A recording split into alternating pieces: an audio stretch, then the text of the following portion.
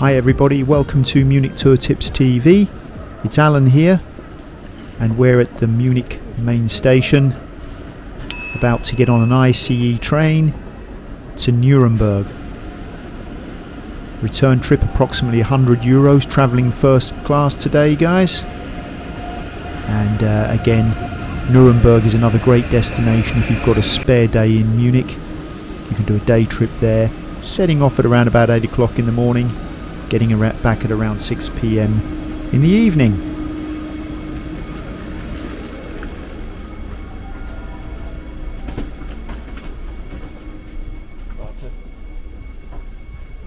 The ICE or Intercity Express trains are a really great way of getting around in Germany.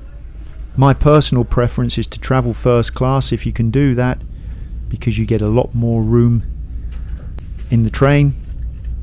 You've got electric points, you can work, you can study, you can get things done, and of course you can take in the great scenery as you're travelling through Germany as well. So ICE trains definitely the way to go from city to city within Germany.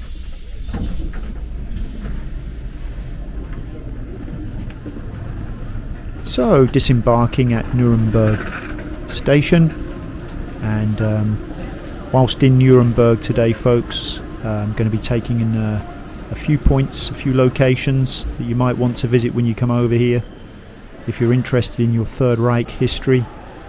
The first port of call that I'm going to make on this particular trip is to the Nuremberg rally grounds, where there's a documentation centre, and of course the Zeppelin field where the Nazis used to conduct their rallies.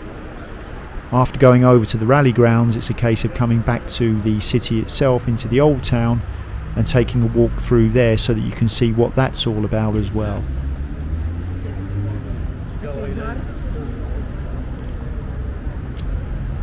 As you come out of the station, you walk over to the right and you'll see trams parked up over the way there. Tram number 8 takes you to the documentation centre, and trams run every 10 minutes or so. You don't have to wait too long. There's a ticket machine right next to the station where you pick up the tram, and another great way to get to see the city as well, both in Munich and over here in Nuremberg, is to take a tram ride. And the tram over to the documentation centre is approximately 15 minutes.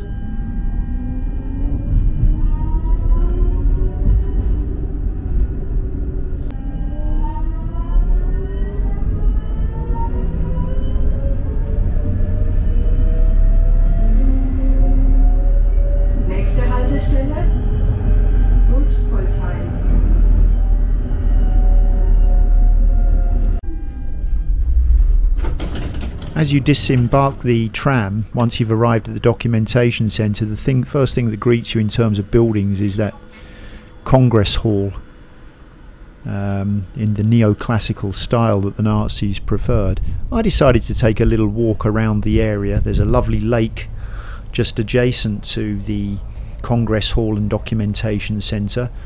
So just to decompress from my journey over from Munich and also the tram ride, I decided to take a little walk over to the lake and just admire the scenery a little bit. Walk myself over to the other side of the lake, where looking back you can see again the Congress Hall in the neoclassical style with the documentation centre just adjacent to it.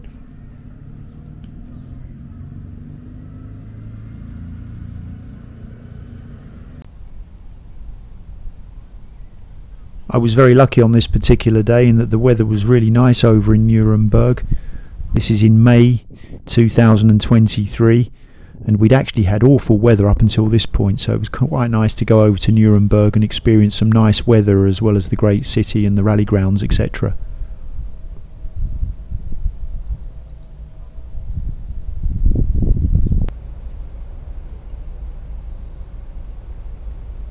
You pay at the kiosk and it costs €6 to go into the documentation centre.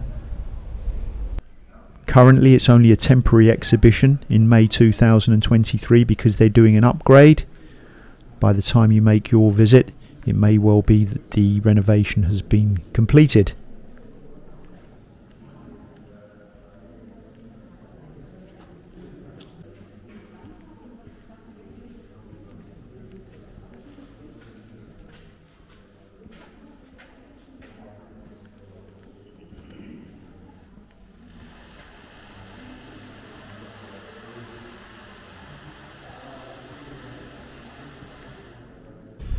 Okay guys, we're heading towards the Zeppelin field, which is where the Nazis used to conduct their rallies in the 1930s.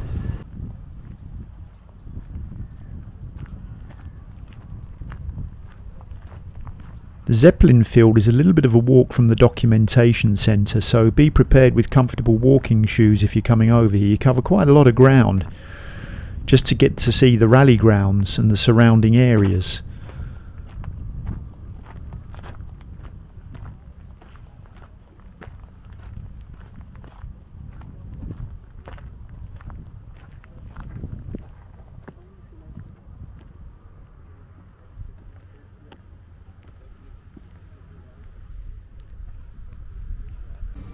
Okay, I'm standing with the stone tribune behind me, which is on the Zeppelin field. And up on the stone tribune is the location from where Adolf Hitler would address the German people down onto huge crowds of hundreds of thousands. I'm going to take a little walk up there now so you can get the kind of view that he would have had over this Zeppelin field.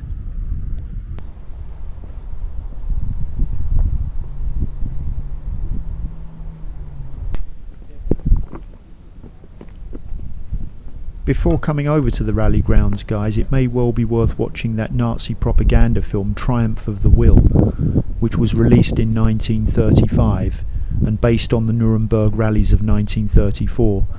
The director Leni Riefenstahl, the Nazi propaganda filmmaker, shot something like 60 hours of footage over the course of 4 days of the rally, and it gives an incredible impression of the scale of the Zeppelin field and the columns, the pillars of light that were used to give this grandiose gathering of people. And to watch that movie and then to come over here and see the actual location kind of brings it all together.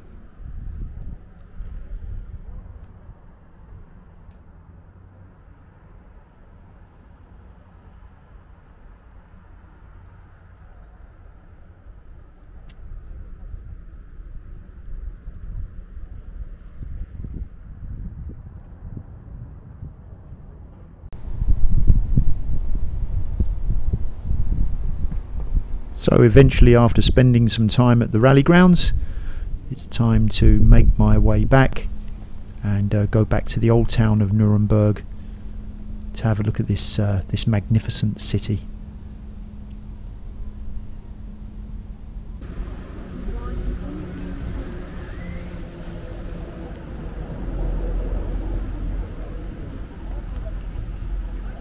So Nuremberg is the second largest city of the German state of Bavaria after Munich, with a population of just over 500,000 inhabitants, which also makes it Germany's 14th largest city.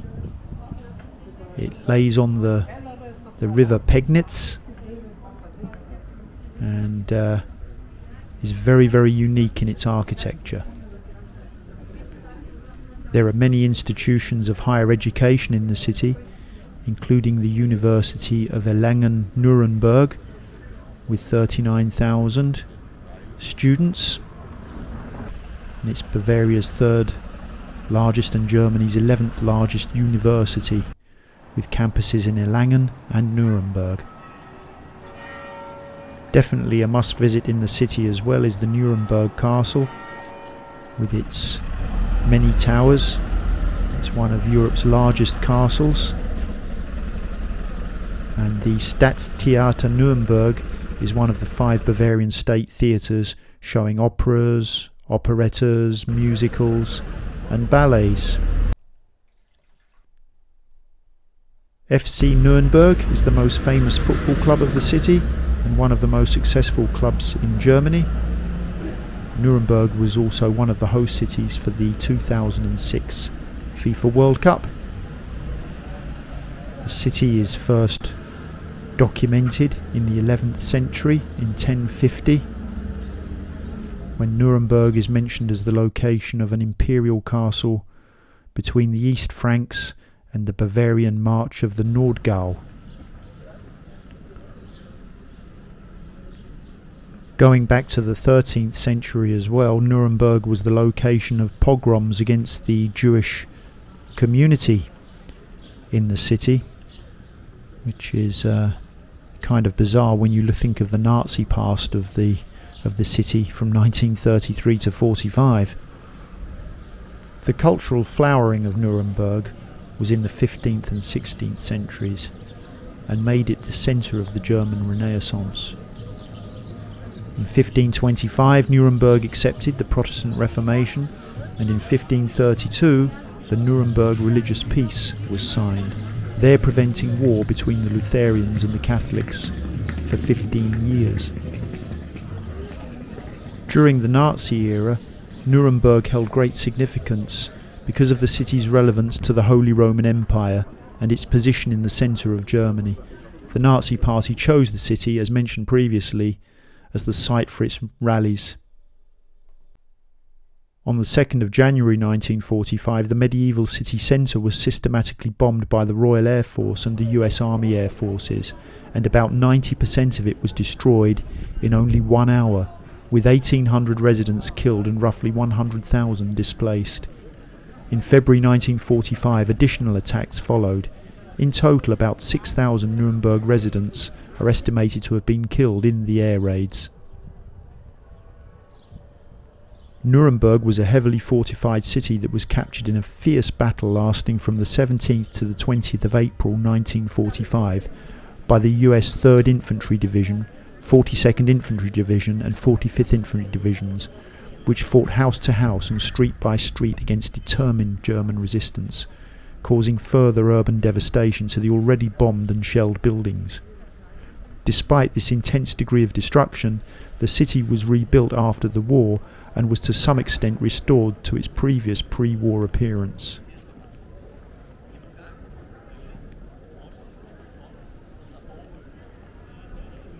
Thanks a million for watching the video, guys. I hope you've enjoyed it. Hope if you do come to Nuremberg you'll have a great time. There's a little bit of something for everybody in Nuremberg. History, shopping, tying in with the Nazi period in terms of history, etc. So enjoy, and hopefully I'll also see you in Munich very soon. evansguide.net for tours that I run in the city of Munich, and I'll see you on the next video that I upload on the channel. All the best.